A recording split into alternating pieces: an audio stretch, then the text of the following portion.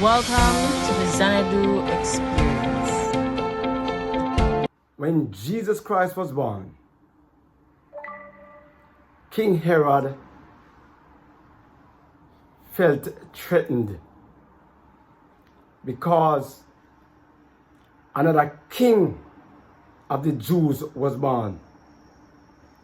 In the final book, in Revelation 19 and verse 16, Jesus Christ is going to be crowned kings of all kings, lords of all lords, and it is in capital bold letters indicating the importance. And we have learned about the Jamaican art, the universal idiom. We use two kings cannot reign in one pen. We see in 605 BC, King Nebuchadnezzar reigned between 605 BC to 538. Then after the Medes and the Persians took over from 538 to 331. Then Alexander the Great took over from 332 to 168. And the great Iron-Teeth beast took over, which is Rome, from 168 to 476 AD. And it comes down right down into the toes, represent the 10 kingdom of Rome. And if you go into the 10 kingdom of Rome today, you will find Great Britain, you will find France, Italy, Germany, Russia, Spain, all of these nations, including North America and South America, that Satan will use the Roman Empire to go into and to force America to make an image to the beast, that those who do not worship the beast should be both killed. The same application that took place in 605 BC, when in 593 BC, at the dedication of the temple, the 3 Hebrew boys was asked to bow to an image, and if they do not bow to the image, they will be killed. In Luke 17:26 to 30, the scripture said, "So shall it be in the beginning, so shall it be in the end." So America is going to force the whole entire universe to worship the beast, the image, just as Nebuchadnezzar said, we're forcing the Hebrew boy to worship the image that he has set up. And so Rome set up America.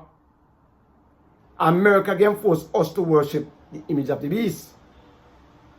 That's how it goes, friend. But look how God has done it. When you read Daniel chapter 3, or when the dream and the interpretation thereof was given to the 3 Hebrew boys and Daniel,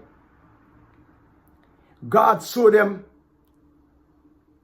Babylon, Media Persia, Greece, and the Roman Empire, and then the 10 kingdom of Rome. And then God said he's going to send a stone out of the mountain to eat the image down at the foot and crush it out. God is going to destroy all man-made kingdom. You know where we are now? We are in the toe, because everything else has been fulfilled. And we're in the toe. And we see now Trump, when Christ was being crucified, instead of they crucified Barabbas, they held onto Jesus Christ and killed him. Put him on a cross, and the people say, "Crucify him, crucify him." And the entire world is saying, "Crucify the Adventist church." And while they said crucify him, they released unto him a murderer. In 2020, I told my friend, I said, Trump is going to come back and run. And don't be surprised if he don't win. Because the world do not like peace. The world do not want Jesus. The world do not want any Christian. The world want Danmanship. The world want Barabbas. The world want gunmen to rule them. The world want wickedness to rule them. Because the Bible says when the wicked rule the people mourn. But when the righteous reign, the people rejoice. Proverbs 29 verse 1 and 2, I think it is. And so they say, let out Barabbas and give it Jesus, crucify him. And Barabbas was let go into the community to create havoc. While Jesus Christ, who came and died for you, you tie him up, you put him on the cross and kill him. When he was in the judgment seat, Pilate said, you are the king of the Jews. Christ said, you have said it. He said, you commit treason. But Christ says in Matthew chapter 25 verse 31, heaven will be emptied. Revelation chapter 8, half hour silence. And they're going to come to take his people back home. But when I come in, Pilate, Judas, Bernice, Festus, the Herods, the popes, Nero, right? Constantine, Pope Pius, Pope Innocent,